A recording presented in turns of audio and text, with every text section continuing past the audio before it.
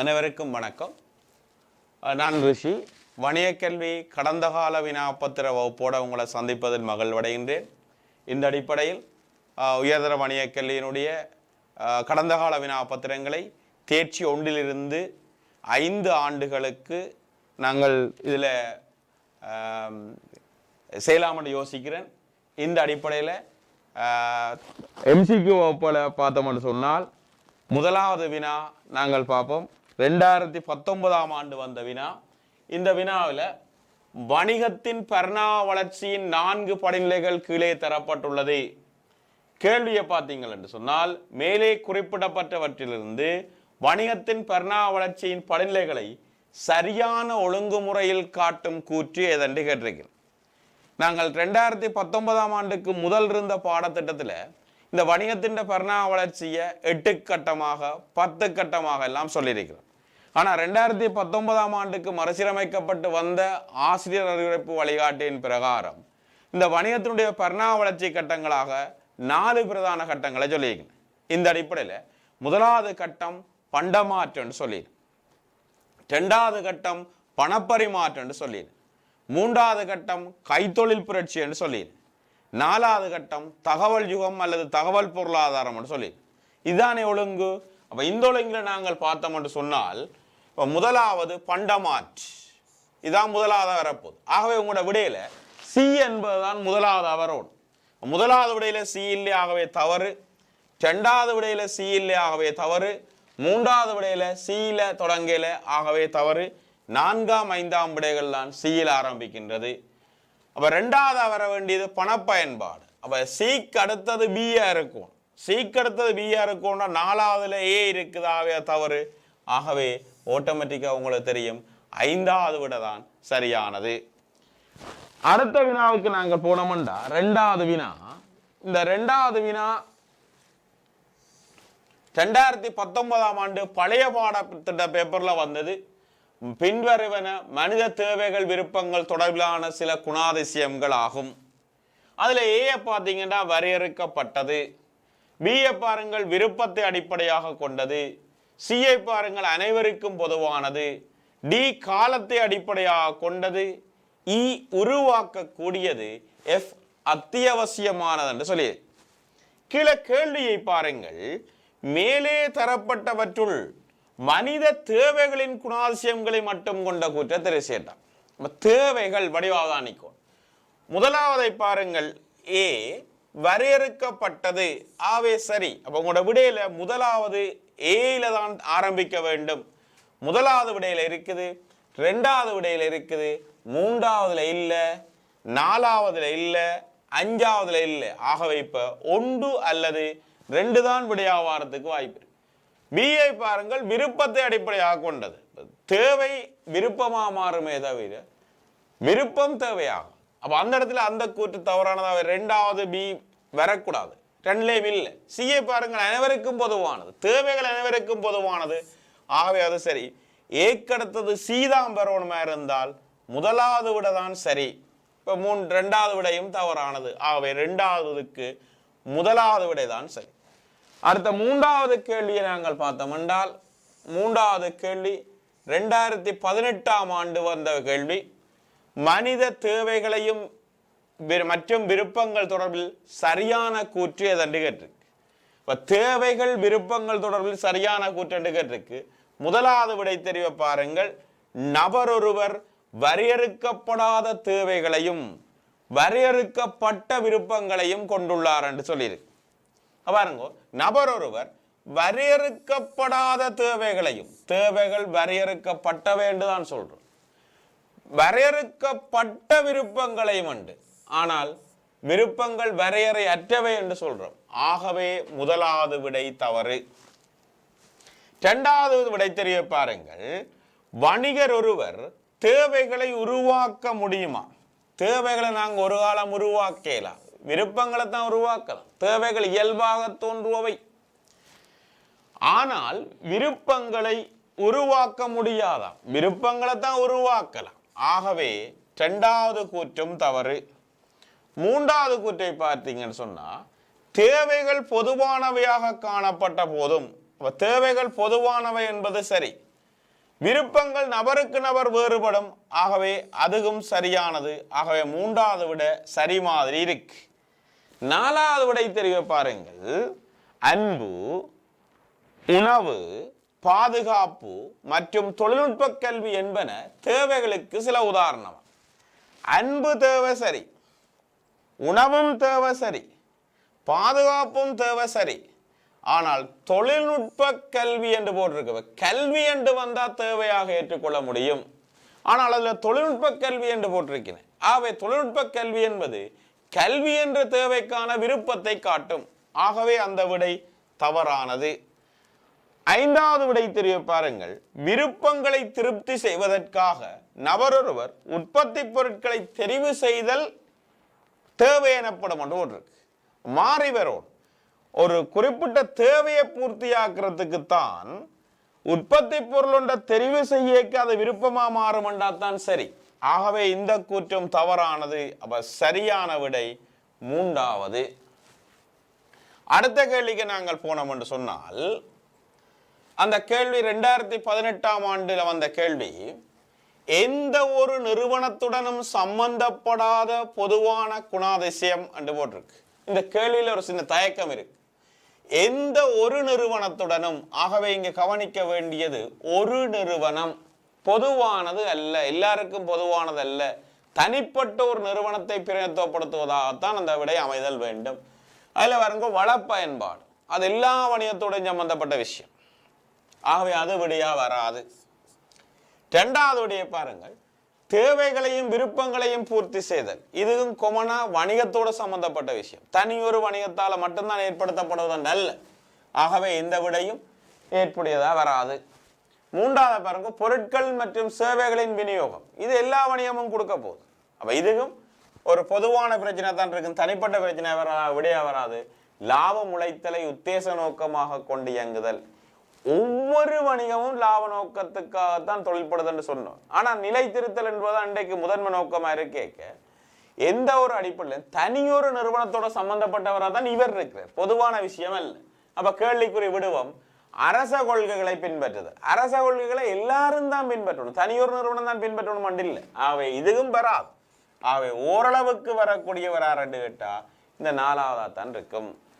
அடுத்த கேள்வியை பாருங்கள். அதுவும் 2018ஆம் ஆண்டு வந்த கேள்விதான்.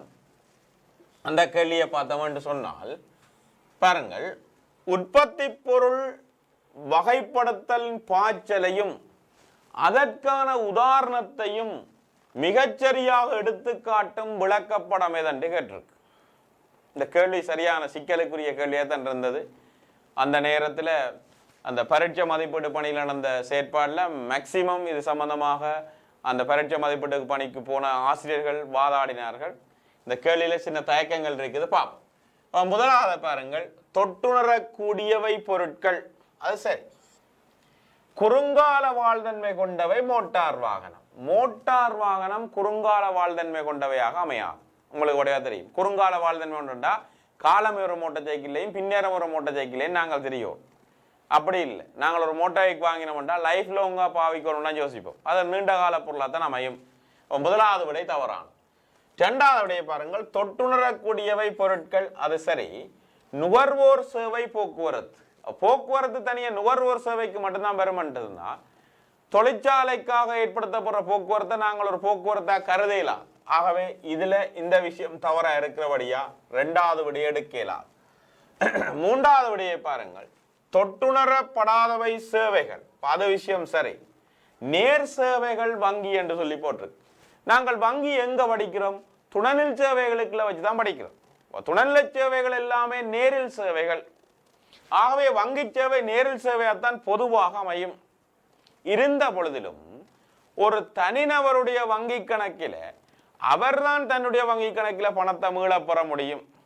ஆகவே அந்த இடத்துல ஒரு நேர் சேவையை நாங்கள் பார்க்கலாம் என்ற அடிப்படையில் ஒரு அனுமானத்தில் இதை சரி என்று சொல்லலாம். அடுத்த விட இது ஓரளவுக்கு சரி மாதிரி இருக்கு. தொட்டுணர முடியாதவை பொருட்கள் என்று போடுறது. தொட்டுணர முடியாதவை பொருட்களாகவே இது ஏற்புடையதல்ல. அப்ப இந்த விடையும் பிழை.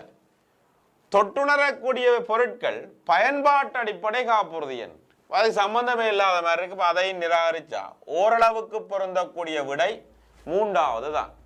ஆனா அந்த ஆண்டு புள்ளி வழங்கும் திட்டத்துல பாத்தீங்கன்னா 2 விட கொடுத்திருக்குது. மூன்றாவது விடையும் முதலாவது விடையும் சரி என்று கொடுத்திருக்கிறேன். முதலாவது விடைய எந்த ஒரு கணத்திலையும் நாங்க சரி என்று சொல்லலாம்.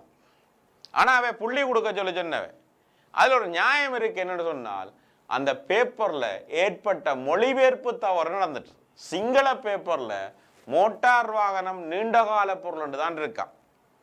மோட்டார் வாகனம் நீண்டகால பொருள் இருந்தா சரிதானே.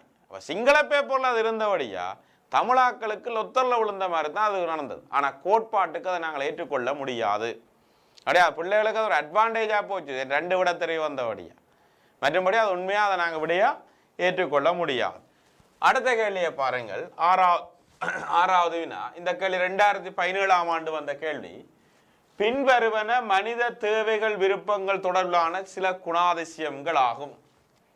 வரையறுக்கப்படாதவை ஏ, உருவாக்கக்கூடிய ஆற்றல் கொண்டவை பி, பல்வகைப்பட்டவை சி, உயிர் வாழ்வதற்கு அத்தியாவசியமானவை டி, வரையறுக்கப்பட்டவை இ, பொதுவானவை எஃப்.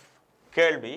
மேலே தரப்பட்டவற்றில் மனித விருப்பங்களுக்கான குணாதிசயங்களை மட்டும் கொண்ட தொகுதியை கேட்டிருக்கிறேன். மனித விருப்பங்களுக்கான குணாதிசயங்களை மட்டும் கொண்ட தொகுதியை கேட்டபடியா இங்க பாருங்க வரையறுக்கப்படாதவை என்று போட்டிருக்கு.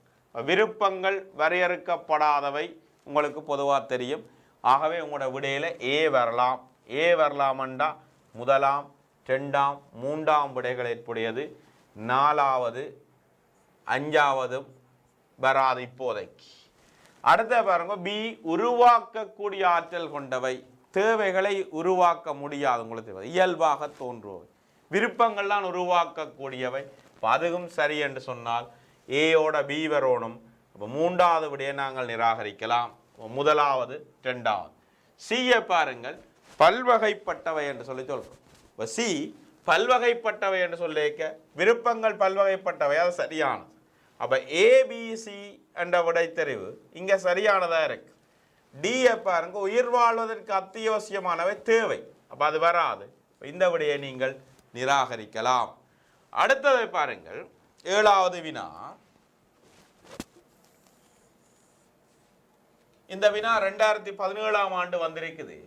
பின்வரும் அட்டவணையில் எக்ஸ் நிரலானது ஊடகத்துறை தொடர்பிலான சில அக்கறை கொள்ளக்கூடிய தரப்பினர்களையும் வை நிரலானது அவர்கள் அக்கறை கொள்வதற்கு சில காரணங்களையும் எடுத்து காட்டுகின்றது. அப்ப கீழே கேள்வி அக்கறையுடைய தரப்பினர்களையும் அவர்கள் அக்கறை கொள்வதற்கான காரணங்களையும் இணைத்து காட்டும் தொகுதியை தெரிவு செய்க என்று கேட்டிருக்கு. அப்ப இந்த விடையை நீங்க பாத்தீங்கன்னா அக்கறை கொள்ளக்கூடிய தரப்பினர்கள் யாருன்னு உங்களுக்கு தெரியும். உரிமையாளர், முகாமையாளர், ஊழியர், அரசு, சமூகம் போன்ற பல்வேறுபட்ட தரப்பை நாங்கள் சொல்லலாம். ஆனால் இங்கே பாருங்க எந்த ஒரு கட்டத்திலையும் அதை பற்றி சொல்லப்படு. நிருபர் அன்று இருக்கு, பொதுமக்கள் அன்று இருக்கு, அரசாங்கம் அன்று இருக்கு, ஊடகத்துறை என்று இருக்குது, ஊடகத்துறை தொழிற்சங்கம் என்று இருக்கு, ஊடக நிறுவனங்களின் நிர்வாகிகள் என்று தான் இருக்கு. அப்போ எந்த ஒரு கணத்திலையும் நாங்கள் சொன்ன உரிமையாளர் ஊழியர் இல்லையே. இதோட கனவேருக்கு ஃபியூஸ் போட்டு என்ற பாடமாக்கி போட்டு இந்த கேள்வியை செய்திருக்கல. அது ஒரு பிராக்டிக்கல், அதான் பெரிய ஒரு ரீதியான வினா. அப்ப நீங்கள் அந்த நிலைமைக்கு மாற்றலாம். இவர் பாருங்கள் முதலாவது போட்டிருக்கு நிருபர். அவர் பத்திரிகைத்துறை நிறுவனத்தில் நிருபர் யாரா இருப்பாரண்டா ஊழியராத்தான் இருப்பார். இவர் ஊழியர் என்று நீங்க எடுக்கலாம். பொதுமக்கள் என்றவர் யாரா இருப்பாருண்டா வாடிக்கையாளராக இருக்க போறார். ஏண்டா ஊடகத்துறையில பொதுமக்கள்லாம் வாசகர்கள், அவர்தான் வாடிக்கையாளர். பொதுமக்கள் யாரா இருக்க போறாருண்டா வாடிக்கையாளராக இருப்பார். 3வது அரசாங்கம் தான், அதுல மாற்றம் இல்லை. ஊடகத்துறை வான்மையாளர்களின் தொழிற்சங்கம் அது ஊழியர் சங்கமாக இருக்கும். அப்போ ஊழியர் சங்கம் என்று எடுக்கலாம். அடுத்த ஊடகத்துறை நிறுவனங்களின் நிர்வாகிகள் அவர்களாம் யாரா இருப்பாருண்டா முகாமையாளராக இருப்பார் என்று எடுத்தா இப்ப சிம்பிளா பிடிக்கலாம். பாருங்க நான் இந்த கேள்வி வரைக்கும் அந்த கடந்த அமர்வில் நான் உங்களுக்கு சொல்லிக்கிறேன். இந்த எக்ஸ் குலத்தை வச்சுக்கொண்டு வை குலத்தை தேடுறதை காட்டிலும் வை குலத்தை வச்சுக்கொண்டு எக்ஸ் குலத்துக்கு வாரது ஈஸி. அதுலேயும் உங்களுக்கு தெரிஞ்சதை பொறுத்தலாம். பாருங்க தொழில்வான்மையாளர்களுக்கான உரிமைகளை உறுதி செய்தல். தொழில்வான்மையாளர்களுக்கான உரிமைகளை உறுதி செய்யறது யாரா இருக்குமெண்டா தொழிற்சங்கமாக தான் இருக்கு. தொழிற்சங்கம் இங்கே யார்? ஊடகத்துறை வான்மையாளன் தொழிற்சங்கம் இவர் தான் பொருந்த போற. அப்ப டிக்கு ஒன்று வரணும். அப்ப அங்க அடுத்த பக்கத்து தான் போகணும். டிக்கு ஒன்று வரணும் உங்களோட விடையில. அப்ப நாங்கள் எழுதுவோம் டிக்கு ஒன்றா இருக்க போறேன். அடுத்த வரங்க தகவல்களை சேகரித்தல். அப்ப ஊடகத்துறையில தகவல் சேகரிக்கிறாருன்னு கேட்டா நிருபராத்தான் இருக்க போறேன். அப்ப நிருபருக்கான அடையாளத்தை பார்த்தீங்கன்னு சொன்னா ஏக்கு 2 வரவர். அடுத்த வரங்க தகவல்களை முகாமை செய்தல். தகவல்களை முகாமை செய்தல் என்றது இப்போ மாறா இருப்பாருண்டா நிர்வாகிகளை தான் இருக்கு. அப்ப இங்க ஈக்கு 3 வரப்போகுது. இப்ப ஈக்கு 3 வரப்போறான்னு. அடுத்தது தகவல்களூடாக வெளிப்படைய செய்தல். ஆற வெளிப்படைய செய்ய வைக்கலாம் வேண்டாம், பொதுமக்களை வெளிப்படைய செய்ய வைக்கலாம். அப்ப பிக்கு 4. அடுத்தது பாத்தீங்கன்னா தகவல் தொடர்பான கொள்கைகளை வகுப்பதற்கு கொள்கை வகுப்பாளராக செயற்படுதல். யார் செயற்படுதல்? அரசாங்கம் செயற்படுகின்றது. ஆகவே அரசாங்கம் என்பது 5. அவை சிக்கு 5ஆவதா இருக்கும். அப்ப இந்த விடத்தை பாருங்க டிக்கு 1, ஏக்கு 2, ஈக்கு 3, பிக்கு 4, சிக்கு 5.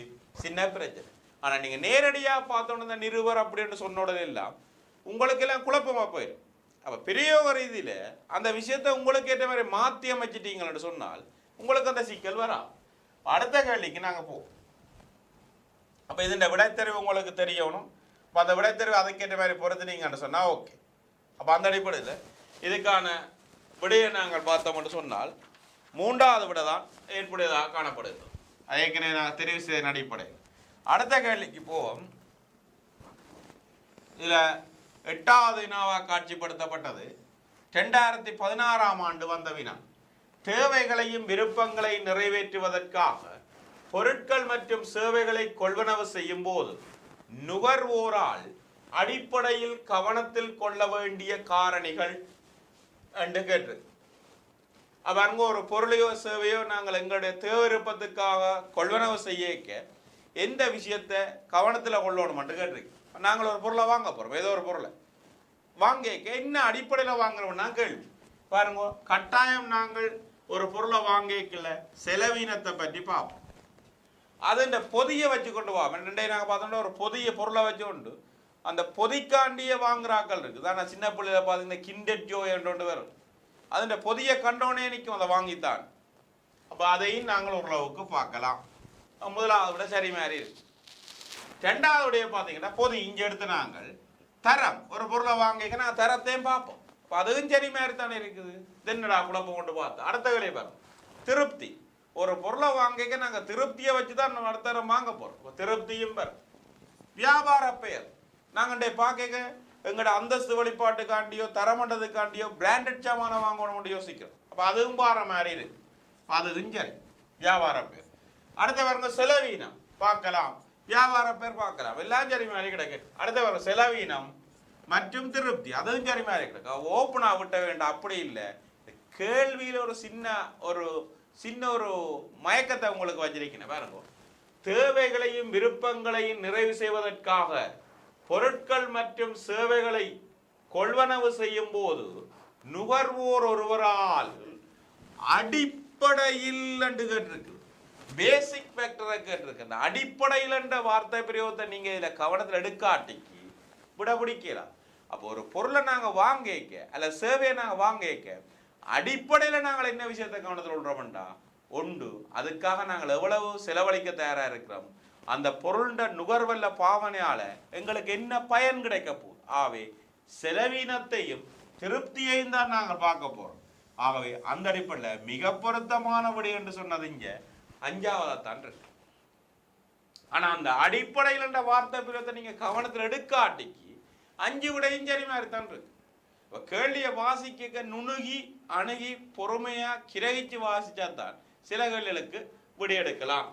அடுத்த கேள்வியை பாருங்க. இந்த 9வது கேள்வி என்று போடப்பட்ட கேள்வியை நாங்கள் பார்த்தோம்னு சொன்னால் அந்த கேள்வி 2016ஆம் ஆண்டு வந்துருக்கு. பின்வருவனவற்றுள் ஆரம்பத்தில் இருந்தே பூகோள சந்தையை குய்மையப்படுத்திக் கொண்டு உருவான வணிகம் அண்டா குளோபலைசேஷன். பூகோள சந்தை. பூகோள சந்தை என்பது எதனால உருவாக்கப்பட்டதுன்னு கேட்டா பேசிக்கா தொழில்நுட்பத்தால் உருவாக்கப்பட்டது. அந்த அடிப்படையில் பார்த்தீங்கன்னு சொன்னா மோட்டார் வாகனம் மோட்டார் வாகனத்துக்கு கட்டாயம் பூவோளச்சந்தை இருக்கணும்ன்ற தேவையில்லை. இன்றைக்கு பூவோளச்சந்தையில மோட்டார் வாகன உற்பத்தி வளர்ந்து வர்ற வேற, அதுக்கு கட்டாயம் பூவோளச்சந்தை இருக்கணும்ன்ற தேவையில்லை. அந்த அடிப்படையில் நாங்கள் பார்த்தோம்னா முதலாவது விடைய நாங்கள் 100% ஏற்றுக்கொள்ளலாம். அடுத்து அங்கே மின் உபகரணங்கள். மின் உபகரணங்களை பார்த்தீங்கன்னா கட்டாயம் மின் உபகரணத்துக்கு பூவோளச்சந்தை இருக்கணும்ன்ற தேவை தானே. பூகோளமயமாதல்ன்றது வரக்கு முதலே மின் உபகரணம் சந்தையில் இருந்தது. பூகோளமயமாதல்ன்றது வர்றதுக்கு முதலே மோட்டார் வாகனம் சந்தையில் இருந்தது. அப்போ அதையும் நாங்கள் ஏற்றுக்கொள்ள முடியாது. மூன்றாவது பாருங்க, ஆடை தொழிற்சாலை. பூகோளமயமாதல் வந்தது இப்போ அண்மை காலத்தில். ஆடைன்றது மனிதன் பிறப்பிலிருந்தே நாங்கள் தேவை என்று சொல்கிறோம் உலகத்துக்கு. அப்போ அது அந்த காலத்திலேயே வந்துட்டு அதுக்கும் பூகோளமயமாதல் வரணும்னு நாங்கள் அதை எதிர்பார்க்கலாம். அடுத்த பாருங்க, கட்டுமானங்கள், கன்ஸ்ட்ரக்ஷன். இன்றைக்கு பூகோளமயமால் வந்தோடய நாங்கள் மேற்குலக நாடுகளை மாதிரி கட்டுமானத்தை செய்யணும்னு விரும்புகிறோம். ஆனால் அதுக்காண்டி கட்டாயம் கட்டுமானத்துக்கு பூகோளமயமால் தேவை ஒன்று கேட்டால் இல்லை. அதுவும் பொறுத்தவில்லைண்டா மிஞ்சிறது ஒன்று தானே, சமூக வலைத்தள பக்கங்கள். சமூக வலைத்தள பக்கங்கள் தொழில்நுட்பத்தின் தோற்றத்தால் வருது. இப்போ தொழில்நுட்பம் வந்தபடியாத்தான் இந்த சமூக வலைத்தள பக்கங்கள் வந்தபடியா பூகோளமயமாதலை குவிமையப்படுத்தி வந்தது இந்த சமூக வலைத்தள பக்கங்களாகத்தான் காணப்படும். அவை 5வது விட தான் ஏற்படுதா இருக்கு. அடுத்த கேள்வியை பார்த்தீங்கன்னு சொன்னால் இதுல 10வது கேள்வியை பாருங்க. 10வது கேள்வி என்ன போடப்பட்ட கேள்வி 2016ஆம் ஆண்டு வந்த கேள்விதான். அந்த கேள்வி பாருங்க, பின்வருவனவற்றுள் ஒரு நவீன போக்கு அல்லாத வணிகத்தின் நவீன போக்கு அல்லாதன்னு கேட்டிருக்கு. இதுல முதல் உங்களுக்கு நவீன போக்குகள் என்ன தெரியும்? இலத்திரனியல் வணிகம், இலத்திரனியல் வர்த்தகம், நவீன தொழில்நுட்பங்களோட பயன்பாடு, சூழலுக்கு நேயமான உற்பத்திகள், இதைத்தான் நாங்கள் பொதுவாக சொல்றோம். அப்ப கேட்டிருக்கு நவீன போக்கு அல்லாதன்னு கேட்டிருக்கு. அப்ப பூகோளமயமான ஒரு நவீன போக்கு. ஆவே இது நவீன போக்கு ஆனா அல்லாதன்னு கேட்டபடியா விடியா வரா. இலத்திரனியல் வணிகம் என்பது ஒரு நவீன போக்கு, ஆனால் விடியா வர என்ன கேட்ட உங்களை அல்லாதன்னு தான் கேட்டிருக்கு. பேரளவு உற்பத்தி, இதே நாங்கள் கேள்விப்பட்டிருக்கோம் பேரளவு உற்பத்தி என்று. ஆனா வருமோ வராத கேள்விக்குறியா இருந்தா விட்டுருங்க. அடுத்த பாருங்க, பசுமை உற்பத்தி ஒரு நவீன போக்கு. பசுமை உற்பத்தி சூழலுக்கு நேயமானது, ஆனால் விடியா வரா. வணிக வழிமூலங்கள் என்று போட்டிருக்கு, அவுட் சோர்சிங். பாருங்க, இதுல நான் கேள்விப்படாத இது அவுட் சோர்சிங் தானே. கணக்க புள்ளிகள் இதைத்தான் விடையா தெரிவு செய்யுது. ஆனால் அவுட் சோர்சிங்ன்றது நவீன போக்கு. எப்படி என்றா இன்றைக்கு இந்த பெரும்பாலான நிறுவனங்கள் தன்னுடைய கிரியத்தை கட்டுப்படுத்திருக்கா காஸ்ட் கட்டிங் டெக்னாலஜின்னு சொல்றது. நிரந்தரமா சில தொழில்களுக்கு ஊழியரை வச்சிருந்தா அவருக்கு ஊழியர் சேமலாப நிதியை பங்களிப்பு செய்யணும், ஊழியர் நம்பிக்கை நிதியை பங்களிப்பு செய்யணும், அவருக்கு தொழிற்சட்டங்களின்படி கொடுக்கப்பட்ட சலுகைகள் எல்லாத்தையும் அவருக்கு கொடுக்கணும். இப்படி பிரச்சனை இருக்கிறதால நிரந்தர அடிப்படையில் பணிக்கு அமர்த்தாமல் வெளிமூலங்கள்ல இருந்து ஒப்பந்த அடிப்படையில் கொண்டு வருது. உதாரணம் பார்த்தா செக்யூரிட்டி கார்டு. இப்போ யாழ்ப்பாணம் ஹாஸ்பிட்டலில் நீங்கள் எடுத்து பார்த்தீங்கன்னா அங்கே செக்யூரிட்டி கார்டு நிற்கணும். அந்த செக்யூரிட்டி கார்டு ஹாஸ்பிட்டல் ஸ்டாஃப் இல்லை, வேற நிறுவனத்துக்கு சொந்தமான ஆக்களை அந்த ஹாஸ்பிட்டல் என்ன செய்யுதுன்னா ஹயர் பண்ணி வச்சிருக்கு. இப்போ ஹாஸ்பிட்டல் டிரெக்டர் என்ன சொல்லுவார், எனக்கு இன்றைக்கு 100 பேர் தேவை என்று சொன்னால் அந்த நிறுவனம் 100 பேரை அனுப்பும், அவ்வளோதான். அவர் ஒரு ஆளுக்கு எவ்வளவோ 100 பேருக்கு எவ்வளோ நாங்கள் பெருக்கி காசை கொடுத்தா சரியோடைய அவருக்கு ஊழியர் சம்பளம், நம்பிக்கை நிதியம், லீவுகள் எல்லாம் நாங்கள் கொடுக்க தேவை.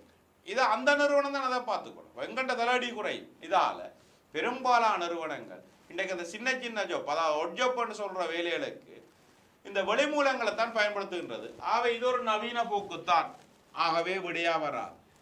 பாருங்க, பேரளவு உற்பத்தி. இந்த பேரளவு உற்பத்தியை நீங்க எங்க கேள்விப்பட்டீங்கள்? கைத்தொழில் புரட்சியின் விளைவாக ஏற்பட்டதுதான் பேரளவு உற்பத்தி என்றா அது கைத்தொழில் புரட்சியோடய வந்துட்டு. அது நவீன போக்கா சொல்லல. கைத்தொழில் புரட்சி எப்போ வந்தது? 18ஆம் நூற்றாண்டுல வந்தது. அப்ப இந்த பேரளவு உற்பத்தியும் எப்போ வந்திருக்கணும்? 18ஆம் நூற்றாண்டிலே வந்திருக்கணும். ஆனபடியா அதை நாங்கள் ஒரு நவீன போக்கா சொல்லிடாது. அவை நவீன போக்கு அல்லாது என்று கேட்டா இந்த பேரளவு உற்பத்தி. அவை பேரளவு உற்பத்தி தான் இங்க விடியாயும் பெறப்போவதற்கு. அடுத்த கேள்வியை பாருங்கள், 11வது வினா. இதன்படி இந்த வினா வந்த ஆண்டு 2016 வந்த இந்த வினாவும் அதில் போட்டிருக்கிறோம். பின்வரும் அட்டவணையில் எக்ஸலானது வணிக வகைப்படுத்தலுக்கான சில அடிப்படைகளையும் வைநிரலானது அடிப்படைகளுடன் தொடர்புடைய சில உதாரணங்களையும் எடுத்து காட்டுகின்றது. எக்ஸில பாருங்கள், உடைமை, குறிக்கோள், அளவு திட்டம், கைத்தொழில் மூலம் உற்பத்தியின் தன்மை என்று போட்டிருக்கு. அதில் பாருங்க, முதலாவது இரத்தினக்கல் அகழ்வு. அகழ்வு என்பது ஒன்று நிலை அடிப்படையில் வரலாம் அல்லது துறை அடிப்படையில் வரலாம். ரெண்டுக்கும் பொருத்தமானதாக இருக்கக்கூடிய நாங்கள் அந்த முடிவுக்கு வரல. இங்கே ரெண்டு இருக்கு. ரெண்டாவது பாருங்க, அரச ரத்தினக்கல் கூட்டுத்தாவல். அப்போ இங்கே அரசு என்றதை மெயின் பண்ணுவோமா இருந்தால் உரிமை என்றது கிடைக்கலாம். அப்போ ஏக்கு 2 வரப்போ உங்களோட விடையில பாருங்க, ஏக்கு 2 வார மாதிரி தான் முதல் 3லேயும் இருக்கு. 4வது அங்கால போனா தான் தெரியும், இருந்த பொழுதும் பா. அடுத்த பாருங்க, ரத்தினக்கல்லுக்கு பட்டை தீட்டுதல் அல்லது மினுக்குதல். இந்த பட்டை தீட்டுதல் அல்லது மினுக்குதல் என்றதும் நிலைக்கும் பொருந்தும் துறைக்கும் பொருந்தும் முடிவுக்கு கொண்டு வரையலாம். இந்த 2 இருக்கு. அடுத்த பாருங்க, 4வது ரத்தினக்கல் கைத்தொழிலுக்கு இலவச அறிவுரை வழங்குதல். இப்ப ரத்தினக்கல் கைத்தொழிலுக்கு இலவசமா நாங்கள் அறிவுரையை கொடுக்கிறதான் எங்களுடைய நோக்கமாக கருதினால் அது குறிக்கோளாக இருக்கு. குறிக்கோள் பி. பிக்கு 4வது உடைய பாருங்கள், இந்த இதில் ஒன்றிலே இருக்கு. அவ முதலாவது விட பொருந்தாது, 3வது விட பொருந்தாது, மிச்சம் அடுத்த வயசு போடும் பா. அடுத்த பாருங்க, 2 ஊழியர்களுடன் ரத்தினக்கல் வணிகம். அப்ப 2 ஊழியர் என்பது அங்க அளவு திட்டமாக காணப்படும். ஆவே சீக்கு 5 இதுலேயும் இருக்கு. அப்ப இந்த விட ஒருவதுக்கு சரி மாதிரி இருக்கு. மற்ற 2 ஓகே தானே. ஆவே இந்த 2வது விடயத்தான் நாங்கள் சரியான விடையாக கருதி கொள்ள முடியும். அடுத்த கேள்விக்கு நாங்க போனோம் என்று சொன்னால்,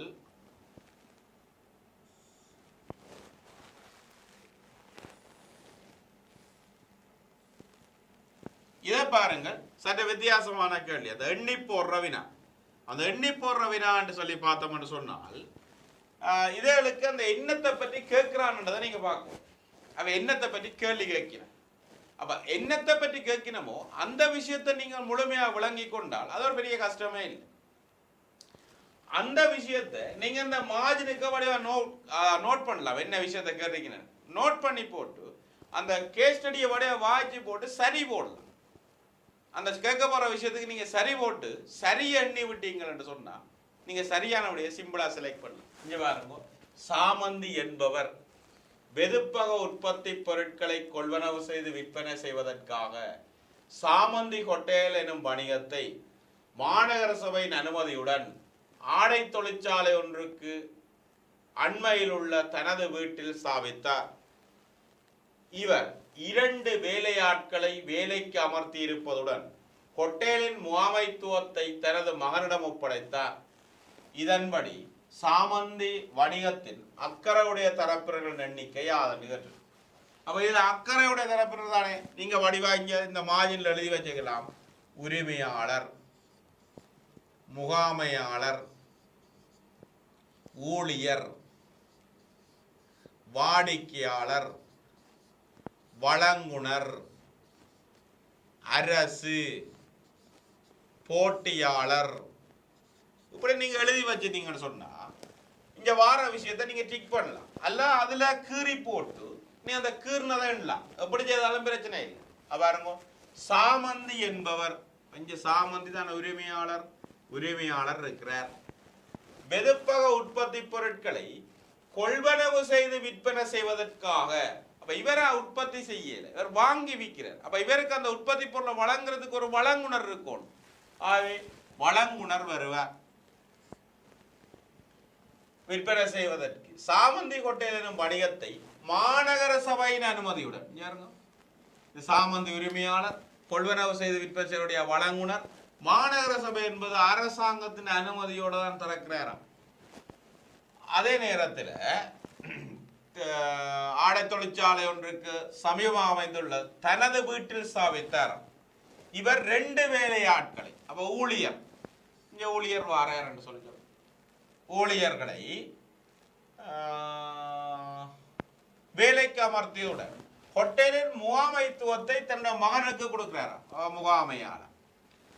அடுத்த பாருங்க, கொள்வனவு செய்கிறபடியா நாங்கள் வழங்குனர் என்று சொல்றோம். விற்பனை செய்யறது யாருக்கு விற்பனை செய்வார்? வாடிக்கையாளருக்கு தான் விற்பனை செய்வார். இப்ப சரி எண்ணுங்கள், 1 2 3 4 5 6 பேர் வரையும். அப்ப 6 என்பது இதற்கு சரியான வழியா இருக்கு. அப்ப இதெல்லாம் நீங்க பாத்தீங்கன்னு சொன்னால் வடிவா எண்ணி போட்டுதல் போடலாம், ஒரு கஷ்டமே இல்லை, பாருதான்.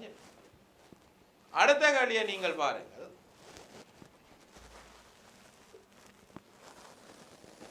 இதுல 14ஆவதா காட்டப்பட்ட வினா 2015ஆம் ஆண்டு வந்திருக்கு.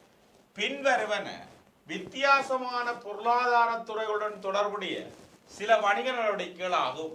இவற்றுள் சேவை துறையுடன் தொடர்புடைய வணிக நடவடிக்கைகளை மட்டும் கொண்ட தொகுதியை தெரிவு செய்யட்டும். சேவைத்துறையோட மட்டும் தொடர்பட்ட கூட்டத்தை தெரிவு செய்ய இங்க பாருங்க. குடிசை கைத்தொழில் மற்றும் இறக்குமதி வியாபாரம். இதுல பாருங்க, இதுல போட்டிருக்க குடிசை கைத்தொழில் என்று போட்டிருக்கு. ஆனா உங்களை கேட்டது சேவைத்துறையோட தான் கேட்டிருக்கு. ஆகவே குடிசை கைத்தொழிலோட வாரோடைய முதலாவது விட பொருந்தா. அடுத்த பாருங்க, இரண்டாவது விடைய கருவாவை அடிப்படையாக கொண்ட உற்பத்தி பொருள் செயல்முறை, அதுவும் சேவையா வரா. மூன்றாவது கட்டட நிர்மாணம் மற்றும் வாயு, கட்டட நிர்மாணம் சேவையா வராது, மூன்றாவதும் பொருந்தா. போக்குவரத்து மற்றும் மீன்பிடி, போக்குவரத்து சரி, மீன்பிடி வராது, ஆகவே நாலாவதும் தவறு. அஞ்சாவது பாருங்க, தொடர்பாடல் மற்றும் போக்குவரத்து, தொடர்பாடலும் ஓகே, போக்குவரத்து ஓகே, ஆகவே அஞ்சாவது விட தான் சரி. அடுத்த கேள்வியை பார்த்தீங்கன்னு சொன்னால் இதுல 15ஆவது அடையாளப்படுத்தப்பட்ட கேள்வியை பாருங்கள். பின்வரும் சோடிப்பதங்களுள் நாடப்புறா பொருட்களுடன் தொடர்பட்ட சரியான விடையை தெரிவு செய்யும். 2015ஆம் ஆண்டு வந்த கேள்வி. இப்ப நாடப்புறா பொருள்டா என்னன்னு உங்களுக்கு தெரிஞ்சாதான் நாடப்புறா பொருளோட தொடர்பட்ட கூற்றை நாங்கள் தெரிவு செய்யலாம். ஒரு பொருள் சந்தையில விற்பனைக்காக காணப்படுகின்ற பொழுதிலும் அந்த உற்பத்தி பொருளை நுகர்வோர் பெரிதும் விரும்பி நுகராம இருக்கே அது நாடப்புறா பொருள்னு சொல்லுவோம். உதாரணமாக பார்த்தோம்னா அதை நாங்கள் ரெண்டு ரகமாக பிரிக்கலாம். ஒன்று அறிந்தும் நாடப்புறா பொருள், இரண்டாவது அறியாமையால் நாடப்புறா பொருள். அப்ப அறிந்து நாடப்புறா பொருள் என்னன்னு கேட்டா, ஒரு பொருளை எங்களுக்கு வடிவா தெரியும் ஆனா எங்களுக்கு விருப்பம் இல்லை, அதால நாங்கள் வாங்குறேன், அதான் அறிந்தும் நாடப்புறா பொருள்னு சொல்றோம். உதாரணம் சவப்பட்டின்னு சொல்லுவோம். சவப்பட்டியை தெரியாம ஒரு மனுஷன் இருக்க மாட்டான், எல்லாருக்குமே தெரியும். ஆனா யாருமே தனக்காக ஒரு சவப்பட்டியை வேண்டி வீட்டை வைக்க மாட்டோம். இன்றைய நாங்கள் நல்ல காசு வச்சுக்கிறோம், நல்ல வருமானம் பெறுது, பிறந்தவன் எல்லாம் சாகத்தான் வேணுமென்று தெரியும். ஆகவே நான் செத்தா இந்த பட்டிக்காம வைக்கணும்ன்றதுக்காக இன்றைக்கு ஒரு சவப்பட்டியை வீட்டை வைக்க மாட்டார். இரண்டாவது அறியாமையால் நாடப்புறா பொருள், ஒரு பொருளை பற்றின அறிவங்களுக்கு இல்லை, அதால நாங்க வாங்க. அப்ப அது சம்பந்தமான அறிவங்களுக்கு வருமென்று நாங்கள் வாங்கலாம், அது குறைவு. உதாரணம் புதிதாக அறிமுகப்படுத்தப்பட்ட ஆயுள் காப்புறுதி, புதிதாக அறிமுகப்படுத்தப்பட்ட தனிநபர் விபத்து காப்புறுதி போன்றவற்றை இந்த அறியாமையால் நாடப்புறா பொருள் சொல்லுவோம். அப்ப கட்டாயம் அந்த புதிதாக அறிமுகப்படுத்தப்பட்ட வார்த்தை பிரியம் அங்க தேவை. ஏன் ஆயுள் காப்புறுதி நாடப்புறா பொருளா இருந்தா இவ்வளவு ஏஜென்ட் மேரம் தேவையில்லை, இவ்வளவு நிறுவனமும் தேவையில்லையே. சாவப்பட்டியை ப்ரமோட் பண்றதுக்கு வீட்டா வாரானா, எங்களுக்கு சாவப்பட்டி விற்கிறதுக்கு வாங்குவீங்களான்னு. ஆனா காப்புறுதிக்கு வாரான் இல்லோ. ஏன் அது சம்பந்தமான தகவலை வெளிப்படைக்கிறது தான் வாரான். அந்த தகவல் வெளிப்படைச்சு வரையக்கில்ல அது நாடப்புறா பொருளை தான் தொடர்ந்து இருக்குமான்னு சொல்லலாம். அப்ப புதிதாக அறிமுகப்படுத்தப்பட்ட வார்த்தை பிரிவா கட்டாயம் இருக்கும். ஆனா இது எம்சிக்கு கேள்வி எல்லோ தந்ததுக்கு பொருத்தமான தானே பார்க்கணும். அந்த அடிப்படையில் பார்த்தீங்கன்னா முதலாவது விடையை பாருங்கள். முதலாவது விடைய ஆயுள் காப்புறுதி மற்றும் தனிநபர் விபத்து காப்புறுதி. இங்க புதிதாக அறிமுகப்படுத்தப்பட்ட சொற்பதம் இல்லத்தானே, ஆவே நாங்கள் அதை எடுக்க விடலாம், கேள்விக்குறியா இருக்கு. ஏன்னா புதிதாக அறிமுகப்படுத்தப்பட்ட சொற்பிரியோகம் அங்க இல்லை.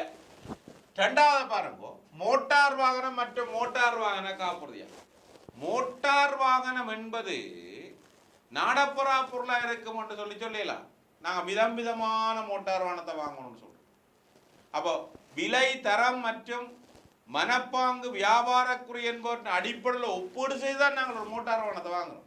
அப்போ அது ஒரு சிறப்பு பொருளாக தான் பொதுவாக இருக்கு. மோட்டார் வாகனம் சிறப்பு பொருளாக இருந்தால் மோட்டார் வாகன காப்புறுதியும் அதில் சிறப்பு பொருளாக தான் அதிலே இருக்க போகுது. ஏன்னு கேட்டா மோட்டார் வாகனத்தை நீங்க எத்தனை கோடி ரூபாய்க்கும் வாங்கி வச்சுக்கிற பெரிய விஷயமே இல்லை.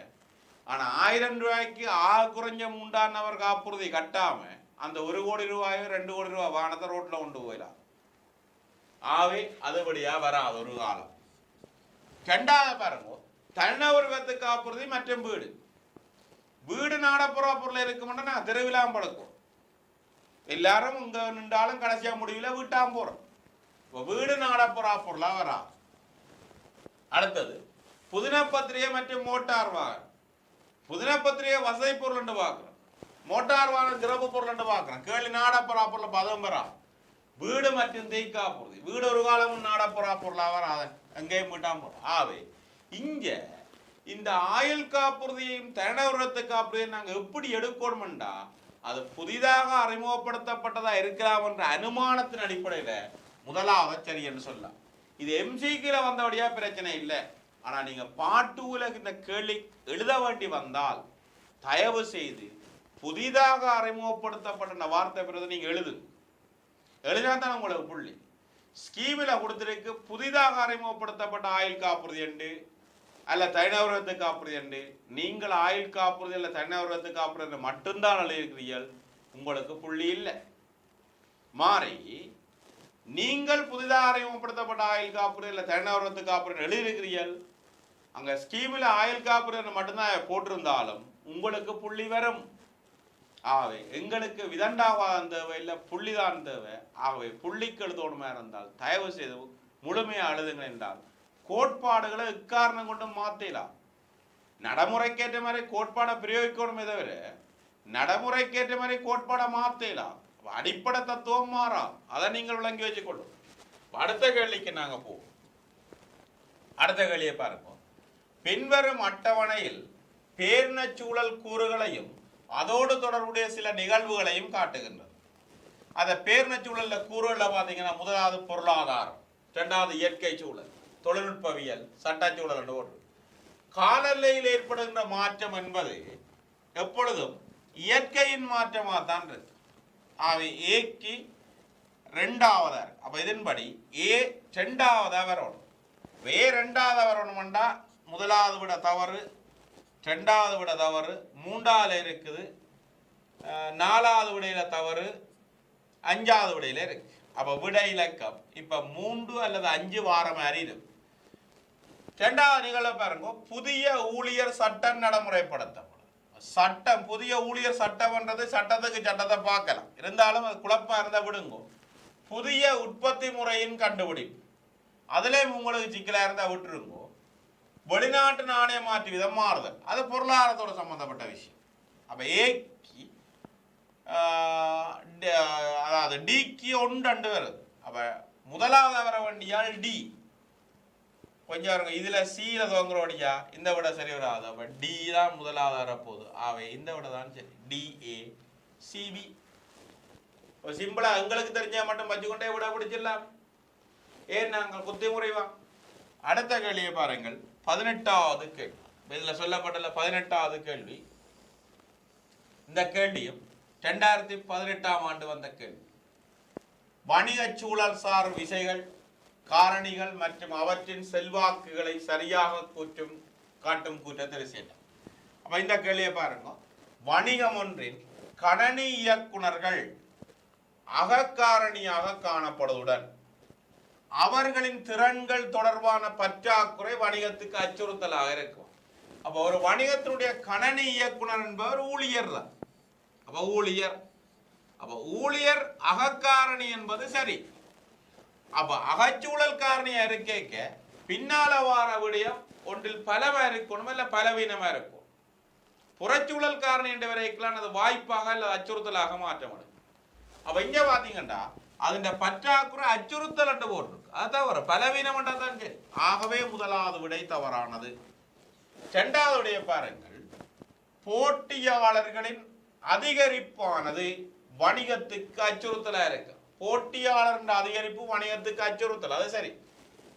அது அண்மிய வழிவாரை சூழலாக காணப்படும். அண்மிய வழிவாரை சூழல் அண்ணா வேலை சூழலாக காணப்படும். ரெண்டு கூற்றும் சரி மாறி இருக்கு. இந்த விட சரி வரலாம் போல இருக்கு. அடுத்தவருக்கு வெளிநாட்டு நாணய மாற்று வீதம் குறைவடைதலானது ஏற்றுமதியாளருக்கு வாய்ப்பாக காணப்படுவதுடன் அது அண்மித்த வழிவாரை சூழலா. அப்ப ஏற்றுமதியாளருக்கு நன்மதாரன்றது ஓகே, அது அண்மித்த வழிவாரை சூழல் அல்ல, அது பேரின சூழலா இருக்கணும். ஆகவே தவறு. மூன்றாவது விட ஏற்றுக்கொள்ளலாம். நாலாவதை பாருங்கள், நிதி நிறுவனங்கள் பேராண்ட சூழலின் ஒரு விஷயமாக காணப்படுவதுடன் அவற்றுக்கிடையே காணப்படும் கடுமையான போட்டி வணிகங்களுக்கு ஒரு வாய்ப்பாக காணப்படும். நிதி நிறுவனம் என்றது பேராண்ட சூழல் காரணியா. நிதி நிறுவனம் நிதியை வழங்குனர். என்னத்தை வழங்கினாலும் அவர் வழங்குனர் தான். மூலப்பொருளை கொடுக்கிறார் மட்டும்தான் வழங்குனர் என்று சொல்லலாம். நிதி நிறுவனங்களுக்கு நிதியை கொடுக்குதல் வழங்குனர். ஆகவே வழங்குனர் என்றது அண்மைய சூழல்ல வேலை சூழலாக அமையுமே தவிர பேராண்ட சூழலாக அமையாது. ஆகவே இந்த விடையும் தவறு. அடுத்து அஞ்சாவது விடையை பார்த்தீங்கன்னா நிறுவனம் சார் கட்டமைப்பு சரியான தொடர்பாடலானது வணிகத்துக்கு பலமாக காணப்படுவது அது அண்மித்த வடிவாரை சூழலாம். நிறுவனத்தின் நிறுவன கட்டமைப்பு ஒரு பலமா இருக்குன்றது ஓகே. ஏன்டா அகச்சூழல் காரணி. ஆனால் இங்கே போட்டிருக்கீங்க அண்மித்த வழிவார சூழல் என்று போட்டிருக்கீங்க. அப்போ பலமா இருக்கிறன்றது ஓகே. ஆனால் அண்மித்த வழிவார சூழல் தவறாக இந்த விடையும் நாங்கள் ஏற்றுக்கொள்ள முடியாது. விடையிலக்கம் 3 தான் இதுக்கு சரியா இருக்கு. அடுத்த கேள்வியை பாருங்கள். 19 காட்டப்பட்டிருக்கு வினா இலக்கம். பின்வருவன வணிகம் தொடர்பான சூழல் சார் விசைகள் சிலவா? ஏ பொருளாதாரத்தில் விலைமட்டத்தில் அதிகரிப்பு, பி தொழில் வழங்குனர் தொழில் பெறுநர் முரண்பாடுகள் அதிகரிப்பு, சி போட்டி நிறுவனங்கள் அதிகரிப்பு, டி தொழில் பெறுநர் திருப்தியில் குறைவு, இ நிறுத்தி வைத்த உழைப்புகளின் குறைவு, எஃப் நுகர்வோர் சங்கங்களின் பலத்தில் அதிகரிப்பு, ஜி மூலப்பொருட்கள் வீணாகுதல் குறைவு, எச் வயது முதிர்ந்தோர் சனத்தொகையில் அதிகரிப்பு போட்டிருக்கு. இந்த பக்கமுடியினுடைய அடுத்த பக்கத்து பாருங்கள். மேலே தரப்பட்டவற்றுள் அகச்சூழல் விசையாக மட்டும் காணப்படுவது கேட்டு. அப்ப அகச்சூழல் விசை என்று நாங்க பார்த்தோம்னா முதலாவது பாருங்க பொருளாதார விலை மட்டத்தில் அதிகரிப்பு. இது பொருளாதார சூழல் காரணியாக இருக்கு. பொருளாதார சூழல் காரணியாக இருக்கு. ஆகவே அமையாது. ஏ வரா. பிஏ பாருங்கள் தொழில் வழங்குனர் தொழில் பெறுனர். அப்ப பி வரும் உங்களோட விடையில். அப்ப நாங்க பார்த்தோம்னா விடைய பி வரவும் ஏ வாரோடைய முதலாவது விடையை நிராகரிக்கலாம், 2வது விடையை நிராகரிக்கலாம், 3ஆம் 4ஆம் விடைகள் பொருந்தும், 5வது விடையை நிராகரிக்கலாம். அடுத்தது பார்த்தீங்கன்னு சொன்னால் பி சரி. சி போட்டியாளர், சி வரக்கூடாது. டி தொழில் பெறுநர் திரும்பலின் குறைவு. அப்ப எங்கட நிறுவனத்துக்குள்ள அகச்சூழல் காரணம் தான் வரப்போகுது. அப்ப பியோட டி வரும். அப்ப விடைய பாருங்கள் பியோட டி வரக்கூடிய மாதிரி. பியோட டி வரக்கூடிய மாதிரிட்டா இந்த விட தான் சரி. 3வது விட பிள்ளை, 4வது விட சரி. அடுத்தது 20வது கேள்வியை பாருங்க. இந்த கேள்வி 2015ஆம் ஆண்டு வந்திருக்குது. அந்த கேள்வி பார்த்தீங்கன்னா பின்வரும் அட்டவணையில் சில பேராண்ட சூழல் காரணிகளையும் அக்காரணிகளுக்கான உதாரணங்களையும் எடுத்து காட்டுகின்றது. இங்க பாருங்க. ஏ மக்கள் தொகை, பி தொழில்நுட்பம், சி பொருளாதாரம், டி அரசியல், இ சட்டம். நாங்கள் உதாரணத்தை பார்த்தோம்னா பாருங்க. ரோபோ தொழில்நுட்ப அபிவிருத்தி. ரோபோ தொழில்நுட்ப அபிவிருத்தி. தொழில்நுட்பத்துக்கு தொழில்நுட்பத்தை பார்த்தாலே சரி. அப்ப ஏ பிக்கு ஒன்று வரணும். உங்கள் தந்த விடையில பி கொண்டு வர மாதிரி பாருங்கள். 3ஆவதுலேயும் 5ஆவதுலேயும் தான் இருக்கு பி கொண்டு. ஆகவே மச்சத்தை நிராகரிக்கலாம், மிச்சத்தை நிராகரிக்கலாம். முதியோர் சனத்தொகை அதிகரிப்பு. அது மக்கள் சூழலுக்குள்ள வரலாம். பார்ப்போம். உலக எண்ணெய் விலை அதிகரிப்பு. எண்ணெய் விலை என்பது பொருளாதாரத்தோடு சம்பந்தப்பட்டது. அவை சிக்கு 3. அப்ப சிக்கு 3 வரணுமா இருந்தால் 5வது விடையில சிக்கு 5 இருக்கு. அவை சிக்கு 3 வாரது 3வது விடையில பாருங்க. உங்களுக்கு தெரியாத விட்டுட்டு பார்க்க விடைய சிம்பிளா பிடிக்கக்கூடிய மாதிரி 3வது விட தான் அதுக்கு பொருத்தமானதா இருக்கு. அடுத்த 5 ஆண்டுகளில் தேசிய அபிவிருத்தி. அடுத்தது பாவனைக்கான பொழுத்தின் தடுப்பு தொடர்பான நிபந்தனை. அப்ப அது அடுத்த 5 ஆண்டு தேசிய அபிவிருத்தி திட்டத்தை சமர்ப்பித்த. உங்களுக்கு பாத்தீங்கன்னா இதுல அரசியலும் சட்டமும் தான் வரப்போகுது.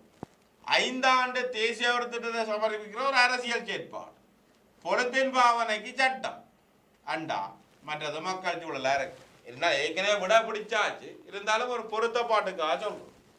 அடுத்த 21வது வினாவா இங்க காட்சிப்படுத்தப்பட்டது 2015ஆம் ஆண்டு வந்த வினா. அந்த வினாவை பார்த்தீங்கன்னு சொன்னால் பின்வரும் அட்டவணையில் தனியுடைமை வியாபார துறைகள் மீது செல்வாக்கு செலுத்தும் சில விசைகளையும் அவற்றின் பலங்களையும் எடுத்து காட்டுகின்றன. உள்ளக விசை பலங்கள். நிறுவன கட்டமைப்பு, உடைமையாளர், ஊழியர்கள், பாவனையில் உள்ள வளங்கள் என்று போட்டிருக்கு. அங்கால பார்த்தீங்கன்னா அனுபவம். இந்த அனுபவம் என்பது எப்பொழுதும் யாருக்கு இருக்கோம்னா ஊழியருக்கு தான் இருக்கும். ஊழியர்கள் இதில் சொல்லப்பட்டபடி ஊழியருக்கு இருக்கணும். ஊழியர்கள் அனுபவம் மிக்கவர்கள். அப்போ சீக்கு ஒன்று தந்த விடையில வரங்கள் சீ கொண்டு வரணும் மாதிரி இருந்தால் 3 4 தான் இருக்கு. முதலாவது விடையில இல்லை, 2வது விடையில இல்லை, 5வது விடையில இல்லை. அதே மாதிரி இற்றை விரைத்தன்மையை கொண்டிருத்தல். இற்றை விரைத்தன்மையை கொண்டிருத்தல்ன்றது வளங்கள் அப்டேட்டடா இருக்கணும். வளம் ரிசோர்ஸ் பாவனையில் உள்ள வளங்கள். ஆகவே டிக்கு 2 வரணும். இதே நேரத்தில் 2லையும் இருக்கு முடிவெடுக்கலாம். நன்மதிப்பு நிறுவன கட்டமைப்பும் இருக்குது, இங்கால உடைமையாளரும் இருக்கு. அப்ப நன்மதிப்பு பொதுவாக உடைமையாளருக்கு தான் பொருந்தும். உடைமையாளருக்கு பொருந்தும். உடைமையாளர் பிக்கு 2 பார்த்தீங்கன்னு சொன்னால், பிக்கு 3 பார்த்தீங்கன்னு சொன்னால் 4வது விடையில இல்ல, 3வது விட தான் பொருத்தம். அடுத்த பாருங்க இலகு தீர்மானம். நிறுவன கட்டமைப்புக்கும் இலகு தீர்மானத்துக்கும் என்ன தொடர்பு கேட்பீங்க? நிறுவன கட்டமைப்பு என்பது நிறுவனத்தில் அதிகாரங்கள் பொறுப்புகள் எவ்வாறு பாய்ந்து செல்லுகின்றது என்பதை காட்டும். அதுல பாத்தீங்கன்னா 2 கட்டமைப்பு இருக்கு. ஒன்று தட்டையான கட்டமைப்பு, 2வது உயரமான கட்டமைப்பு. தட்டையான கட்டமைப்பு சொன்னா அதிகாரங்கள் பொறுப்புகள் மையப்படுத்தப்பட்ட நிலையை காட்டும். உயரமான கட்டமைப்பு என்பது அதிகாரங்கள் பொறுப்புகள் பரவலாக்கப்பட்ட நிலைமையை காட்டும். இப்ப தட்டையான கட்டமைப்பில் அதிகாரம் பொறுப்பு மையப்படுத்தப்பட்டிருக்குமா இருந்தால் தீர்மானங்களை விரைவாக நிறைவேற்ற முடியும். மாறாக உயரமான கட்டமைப்பு அறிக்கைக்கு அதிகார பரவலாக்கல் இடம்பெற்றிருக்கு. அப்ப இங்க தீர்மானங்களை விரைவாக நிறைவேற்ற முடியாது. அப்ப அதோட தொடர்பான அந்த சொல்லிக்க உங்களுக்கு 3வது விட தான் ஏற்புடையதா இருக்கு. அடுத்த பார்த்து அப்ப இவ்வளவுதான் அதுல சொல்லப்பட்ட விஷயமே இருக்கு. அப்ப இதோட உங்களோட தேர்ச்சி ஒன்றுல 5 ஆண்டுகளுக்குள்ள வந்த எம்சிக்கு கேள்வியவளா முடிச்சு. அவனை அடுத்த அமர்வில் ஸ்ட்ரக்சர் அண்ட் பார்ட் 2 சந்திப்போம். நன்றி, வணக்கம்.